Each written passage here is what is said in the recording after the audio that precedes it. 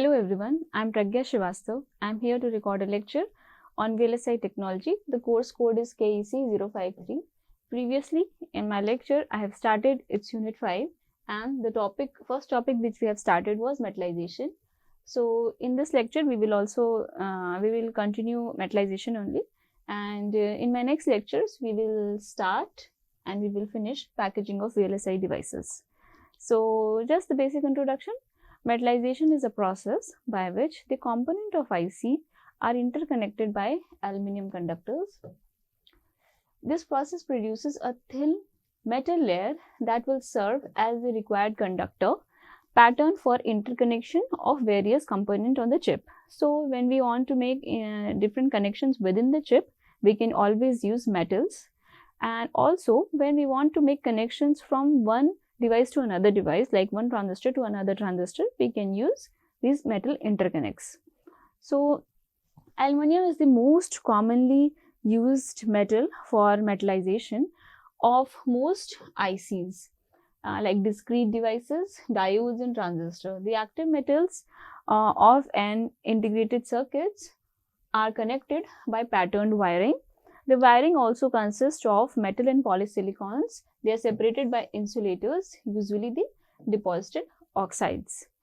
Now, what are the different mechanisms using which we can achieve metallization? So, answer to this question is, first is sputtering, second is chemical vapor deposition, and third is electroplating. So, these are the three famous methods using which we can achieve metallization, and we can grow a layer of metallization metal. So till this I think we have covered, and now we are going to see with increase in level of integration, the metallization material have changed. At the same time, the number of metal layer required also increased due to decrease in available area between components. So what point we are going to raise, where we want to raise here is, like previously we had like this much of area to implement a circuit. Now we have only this area to implement a circuit, or maybe this small area to implement the same circuit. So we are integrating it. So when we are integrating, the need for metallization, the need for selection of metals has changed. Like here, the two adjacent metal contacts will have sufficient space. Here the space is reduced, and here we can see that the space is very tiny, very small. So depending upon the reduction in space, we have to also consider the melting point of the material which we are using. So if the melting point is less, and the components are very much closely spaced and the level of integration is high, so there might be a chance that the device would burn and the device would damage, and because of heat, the complete setup collapses. So what are we going to say? As we are entering into a bigger picture of integration, this materials for metallizations have changed. Now the number of metal layers are required also increased as we decrease the available area. So available area means when we have this much space to accommodate the component. Now you have only this space to accommodate the component. Now you have only this. So you are reducing the area. So when you are reducing the area, sometimes what we do, we are just making it one layer above the other, one layer above the other. So when we are making it like that, then we need to have more layers. Like one in slides to come, we will see that how we will be using multi-level metallization. And there we can see that how a metal layer will be poured onto the top of another existing metal layer. So in medium scale integration, a single layer of metallization was sufficient. So but as we move on to large scale and very large scale, single layer is not at all a case, and we never use single layer metallization. When you increase the level of integration, the number of metal layers have also increased. So this is a pictorial representation where we are trying to show that what happens in case of metallization is, we have the sequence of steps. So here we can see the metal line connect by a dope region of the rest of the wafer. So first we have the plain wafer. So this one is the raw wafer. Next, we have made a pattern using lithography. So using lithography mask, we have created two slots where we can say we can make contacts, or we can say that we have to make wells. So depending upon lithography means selective light sensitive exposure. So depending upon the pattern which we need, we have made the selective pattern. So now after making the selected pattern, we are just pouring the conducting layer or the metal layer on the top of the complete metal. So here the metal layer is deposited uniformly on the top. Now the mask with rest of the metal is removed. What are you doing here? Like we are removing the unwanted area and unwanted mask. Now we can see that this is the required space where metallization can be achieved. So this is the required space where metal contact can be created. So this is the metal mask called patterning. So first is wafer, second is patterning contact mask, next is layering, and third is patterning metal mask. Next, we see a two-level metallization scheme in figure 2. So next is figure 2. Here we have two level. So next is we have to see the first level of metals provide connections of semiconductor, that is source, drain and gate. Let's say we have a semiconductor here, then we have source here, drain here, and the gate region is here. So we have this three. So when we have to make connections within a transistor, that is source, drain and gate, then that is this purpose is being solved by the first layer. Now this is done by creating metal contacts holes, creating contact holes using a photomask, and a process is called contact masking. Then metal lines are vapor deposited and the excess metal is removed. Let's say I want to deposit metal here. So with the help of lithography, I'll create slots here. With the help of lithography, I'll create slots here. So after I have created the slots, I can very well pour the metal.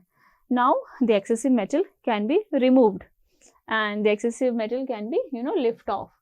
So usually there is also a post annealing step for alloying.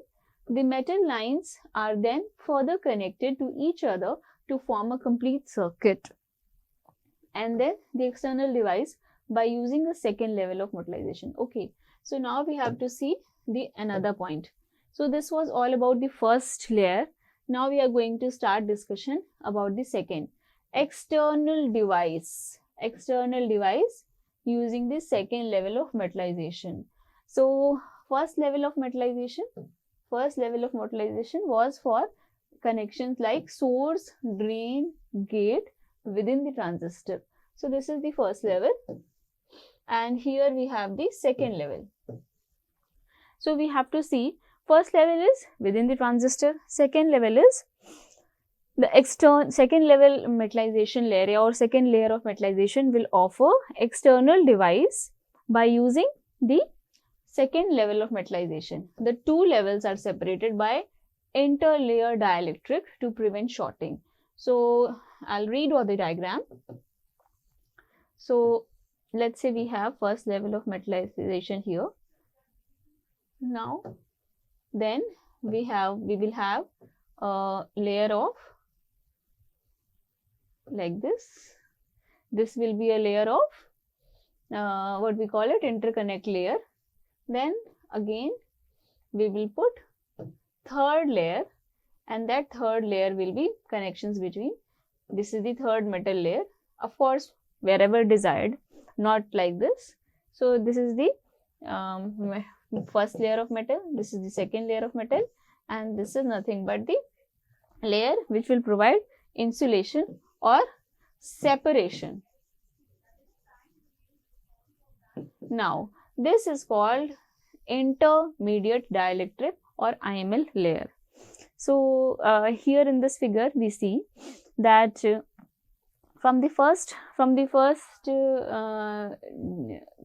arrow we can see that we have silicides here, field oxide, and then also we have gate oxides. This is the gate oxide present in the channel region. Then we have the field oxide present in the region where we don't have the gate or we don't have the channel. Next is, we can see this is the source terminal. This is the source terminal, and this is the drain terminal, source terminal. So points of source, drain and gate, there at those points where we have to make metal contacts. So this is first level of metallization, and in between this first level of metallization we will have certain insulation, and then we will have second level of metallization. So here we can see in between we have this gray color or this lighter color is nothing but the dielectric or insulation. We can see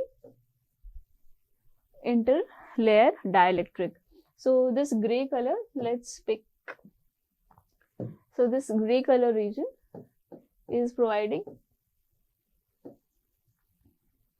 insulation. Here also we have gray color providing insulation between two consecutive metal layers.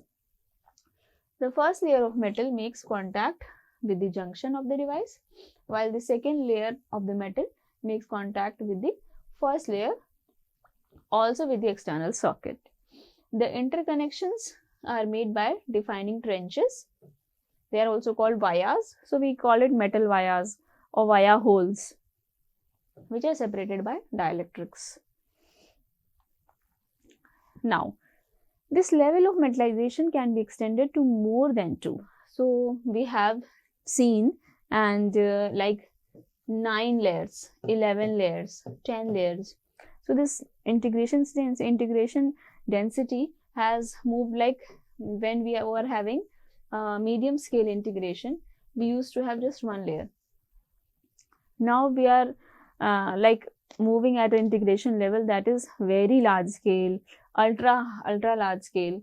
So there 1 layer is just the beginning. 1 layer is not a case. So levels can be extended to more than 2 depending upon integration level. A 4-layer scheme is shown in figure 3, and the current IC technology uses 28 nanometer technology as 11 layers. 28 nanometer technology. Now the question is, what is this 28 nanometer technology? 28 nanometer technology means a technology node at which the device dimension is 28 nanometer. When I call about device dimension and when I call about technology node, I mean to say the channel length. So you can imagine the extent through which the channel length has been reduced, 28 nanometer. So to fabricate a transistor which is as small as 28 nanometer channel length, in that case we are presently realizing 11 layers of metallization, and we will see next slide. The cross section of the image of metal layers having 11 layers, metal layers is shown in next slide. So first is, next figure is 4 layer, then we will see 11 layer. So we can see in this diagram, at the base level we have that wafer. Okay, so a 4-level metallization scheme. With increase in integration, the number of metal layers also increase. This is because the individual contacts are spaced closer. Hence, it is not enough. Hence, there is not enough area to make all electrical connections in one level. So, what is happening? When you want to make, like, let's imagine that when you have a bigger land, on that bigger land, maybe on the ground floor, you can accommodate more number of people. When the family would increase, when the number of members in the family would increase, you will somehow manage. But when the number of family members increase to a level that you need to go for a first level construction of your house, then you need to go for second level, third level. So it is like that. When the population is increasing and we do not have any more land to accommodate that population, of course we will go for high-rise building. So that is what is being discussed here. For a small area to integrate more component, we need to increase the levels. So in this we have like M1, M2, M3, M4. This is the metallization layer 1, metallization layer 2, metallization layer 3, and so on. So here we can see that, okay, of course it is shown that which one is the oxide layer and which one is the metal layer. M1, M2, M3, M4, and then in between we have this. See, M3 and M4, they shouldn't be connected. So you need to have some dielectric insulation. So this is that IML layer. IML layer. What is IML? We have studied here. This is intermediate dielectric layer. Intermediate dielectric layer is providing insulation. We can very well see that this M1 and this M2 can have some contact and that can damage. So this is that IML layer. Now we are ready to see 11 layer of metallization in a particular scheme. Here we can see 11 layers of metallization. The silicon transistor in the is the right at the bottom in terms of scale much smaller than the top metal layers. The top layer makes contact with the leads through connections that extend throughout the device. So we can see in this picture we have, we can obviously count. So this is the first layer, this is the second, this one is the third, this one is the fourth, this one is the fifth, and then we have sixth, this is 7, this is 8, then is 9, then is 10, of course that is 11. So in this way we can have 11 layers. In between I want to show what is dielectric in between. So this one is IML, intermediate dielectric layer. So this is IML, of course this is IML. Likewise everywhere you have IML. So we can see that there is a phenomenon using which we can calculate the number of the integration density. Also we can see that here is the pitch. Pitch is nothing but the distance between two metal layers, and sometimes we take it in the form, sometimes we generalize it for the complete circuit. And next is what we have to study is how to choose among different materials which one is suitable for metallization. So the most primitive, the most original metal which have been very famously used was aluminium, that is pure aluminium. So it is the first circuit in the first circuit design proposed by Robert Noyce. Pure aluminium was used for fabricating the wires. The main advantage of using the wire using aluminium is that it can be easily deposited using vapor deposition. So it is very simple thermal evaporation process, and of course this was facilitated because it has a low melting point. It also has good adhesion to SiO2. It means it sticks on the layer of SiO2, and it has a very strong adherence when it comes to properties of silicon dioxide. Low contact resistance, it is easy to pattern since thermal evaporation, and can be integrated with resist-proof lithography technology. So this was the first metal, that is aluminium. We will study more metals in my next lecture. Thank you.